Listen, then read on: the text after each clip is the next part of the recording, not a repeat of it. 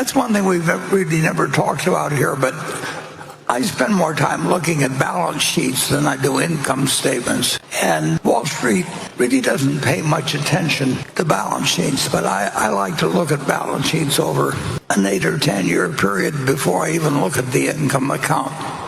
Because there are certain things that's harder to hide or play games with on the balance sheet than you can with the income statement. And I mean, neither one gives you the total answer on anything, but you still you ought to understand what the figures are saying and what they don't say and what they can't say and what the management would like them to say that the auditors wouldn't like them to say. And I mean, there's just a lot to be learned, and you do learn more.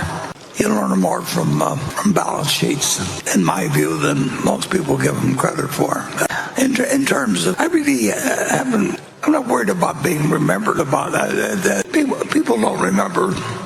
Well, they don't remember enough about Katharine Graham, for example, in terms of this story that shaped America in many ways. Certainly had just all kinds of impact. And I think, history is so fascinating. And Charlie was probably the best person you could imagine in what he learned. Charlie was never satisfied with just superficial things about any subject. He really wanted to understand it. And he always would tell me that, don't take a position on anything until you can describe the arguments against it better than the person who is arguing with you.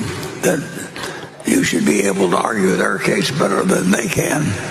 He was a real teacher, but so were those other fellows I mentioned. And of course my dad was an incredible teacher. So you make the most of the people you are going to make you a better person, and probably forget about the rest to quite an extent.